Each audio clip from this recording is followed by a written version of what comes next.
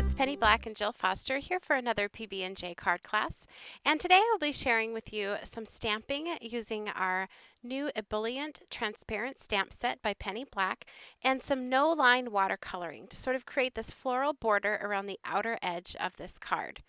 I will also be combining that stamp with our little branch die cut, the stitch stackers die cut to do a little frame in the center, and also the high sentiment from our Love to Travel die set. And just real quick here, I'm popping up a full list of all the supplies used in creating this card, and I will put that back up on screen at the very end of the video. So if you want to look at it in more detail at that time, you can just hit pause and check it all out. So to begin, in advance, I stamped this beautiful floral stamp onto Canson 140-pound watercolor paper using antique linen distress ink. So I just wanted a very light ink to stamp that on. And I stamped it multiple times going all the way around the perimeter of the card, sort of turning and twisting it as I went so it just got a little bit different orientation. Now I'm going to do my coloring and painting using Faber-Castell Design Memory Craft Art Grip aquarelle watercolor pencils.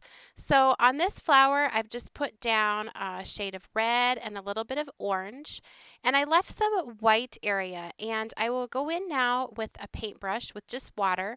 I'll start by putting the water into the white open area and then work my way down into the coloring that I already did. And I'll follow that for all the petals. Now you'll notice I did 3 petals, but none of them are adjacent to each other. And I want to make sure that those dry before I go in and do the other petals. But I'll follow the same technique to do the other petals as well. And so while that's drying, I'll just move over here and work on another flower. And here you can see I am putting down the color with the watercolor pencil on all of the petals, but I will paint those in, trying not to get too much water right next to each petal so that it doesn't all start blending into each other and then you just kind of end up with a blob. So I'm just putting that in, adding a little bit darker color here. I will list all of the exact colors used at the very end of the video in that supply list. And now again going in with my water, starting in the open white area and then working my way down into the pigment. And that just kind of allows that pigment to bleed out into the wet area, but it does keep some of the darker pigment where you initially applied it. So it's very easy to do the shading. It's also a pretty controlled way to watercolor. So if you've tried watercoloring before and just felt like you didn't have a lot of control, this may be a technique or a method that you like. Now, I was not too worried about retaining all of the detail of the flowers, especially near the center of the flowers.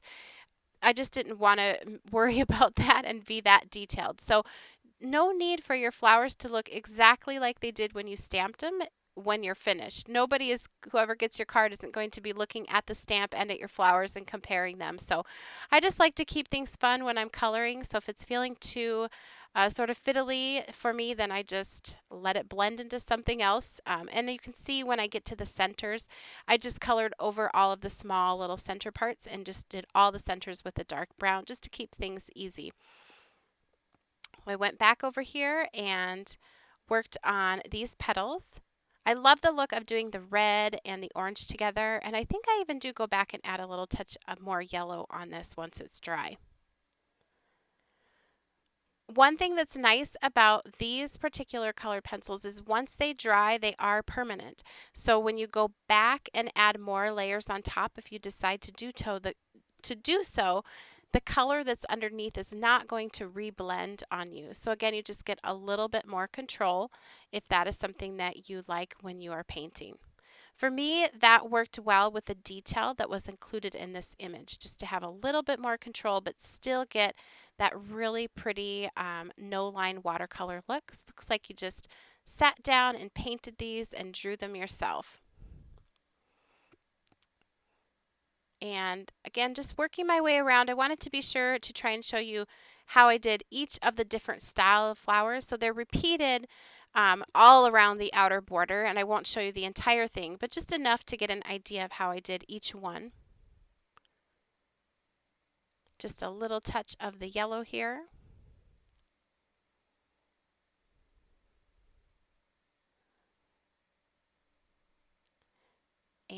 And I'm just grabbing here a blue. And these little flowers, I just put basically a dot of color down in the center and then just blended right over the top with it. I didn't use too much water, so you still keep that darker center, but I blended it over the entire portion. Now off here on a piece of scratch paper, and it is watercolor paper, I am coloring with a little bit darker blue and then picking it up with my wet paintbrush and going back in and adding that. So for very small sections, or if you want to just add a watery wash of color to something you've already colored or a different section of your design, you can sort of create your own palette off to the side on some watercolor paper and just scribble it on and then pick it up with a wet paintbrush.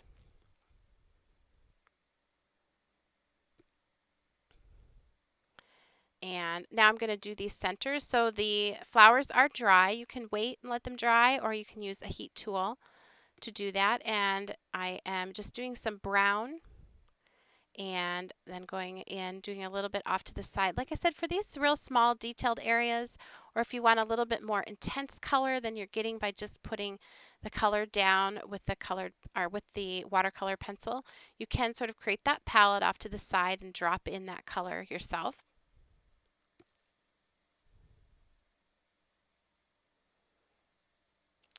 And now I just pulled out my green for the leaves, coloring where I want it to be the darkest, and I just sort of focused on making one side or down near the bottom a little bit darker. And I will put a darker sort of turquoise color off to the side. So I'm going to add water to blend these.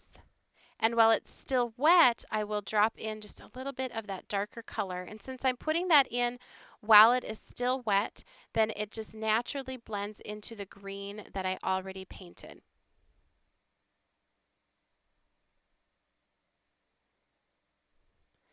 And if I want to lighten any areas while it's still wet, I can take sort of a dry or thirsty brush and sort of lift up or push the color to one side.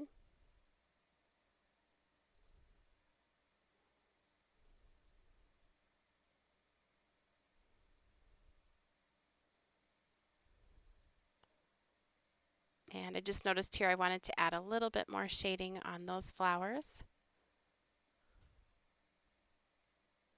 I think these flowers from this set are just cheerful looking flowers. I love the way that they're laid out. You can do them as just stamp them one time, or like I've done here, use them to create an all over background or a border for your card. And then once everything was dry, using those same pencils, and I'm so sorry for my head here. I was just trying to see the detail real close as I was working. But using those same colors, I am going back in and just adding some shading and a little bit more details. And this I'm actually not even going to blend out with water. I want it to be really rich. I'm going to just draw in some lines for the petals.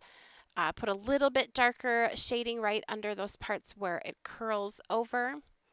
And this step just really, I think, takes this to the next level, gives it more of that hand-drawn look. And the more contrast that you have, the more detail and the more full and rounded each of those petals will look. And don't be afraid to just sort of sketch on some little lines coming out from the center. It doesn't have to be something that was a part of the stamp even originally. Like I said, no one is comparing how your final one turns out compared to the original stamp.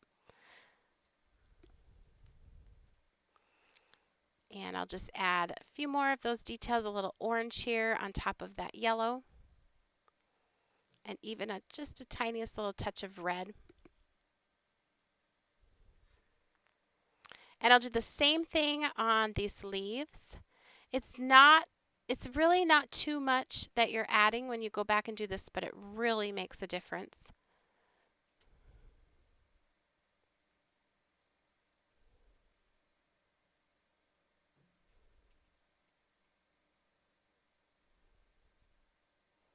And the sharper that you have your pencil for this step, the easier it will probably feel for you.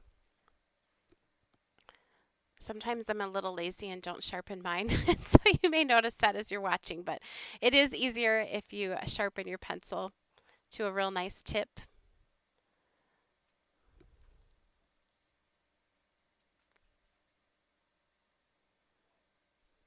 And here I decided to go back in and just sort of sketch in a few of those lines. Sort of a small flicking motion. And you don't need much. Too much sometimes will look overdone, but just a little bit adds a lot. And here's where I'm adding that little extra wash of yellow to those petals. So I'm just dabbing that on just in a few places, not on every petal, just to bring a little sort of a brightness to those.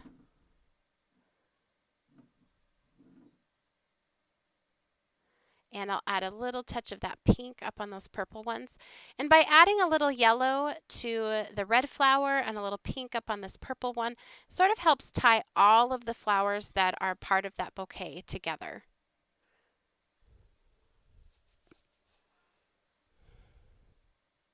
And now for the stems, I'm using a Faber-Castell Design Memory Craft Pitt Artist Pen. This is the small tip, the journaling tip.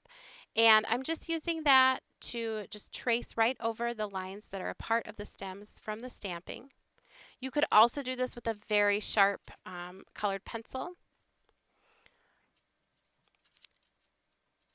But if you're planning to do any painting on the background, like around the flowers for the background, then I would recommend to save that step for the very, very end so you don't end up blending any of that. Now I'm ready to put the card together. I die cut this word hi from white cardstock and I just colored it with a memento marker, so I matched it up to the pink that was included in the flowers. This little frame was cut using our Penny Black Stitch Stacker set, and I'm just adding it right in the center of the card. You could also stamp like a really pretty bold sentiment right there in the center, and that would work nice too.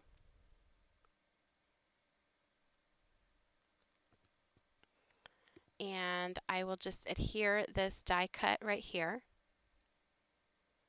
Put a little liquid adhesive down at the very bottom and let the rest of it sort of extend up into that framed area.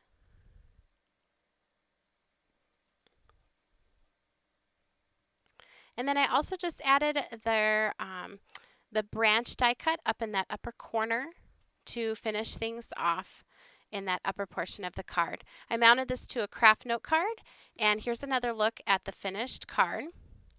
I also made several other cards using this exact same technique and new stamps from the Penny Black Nature's Art release. And here's just a look at that collection, and I'll give you another look here at some of those other cards. This one, I stamped the Summer Glow stamp and painted that in. I also added some yellow painting to the background by coloring onto a scratch piece of paper and picking that up like a palette, excuse me. And here I've used the Sing Song stamp and done the same process. And this one I did quite a bit of shading with just the dry pencil. I also made this card using the Rose Bowl stamp, and I will have a video coming for that card very soon. Thank you so much for watching. If you enjoyed today's video, please be sure to give it a thumbs up and subscribe to our YouTube channel. You can also connect with Penny Black on Facebook, Pinterest, Twitter, Instagram, and our website and blog, and I'll link to all of those for you down in the YouTube description box below. And here's another look at those supplies.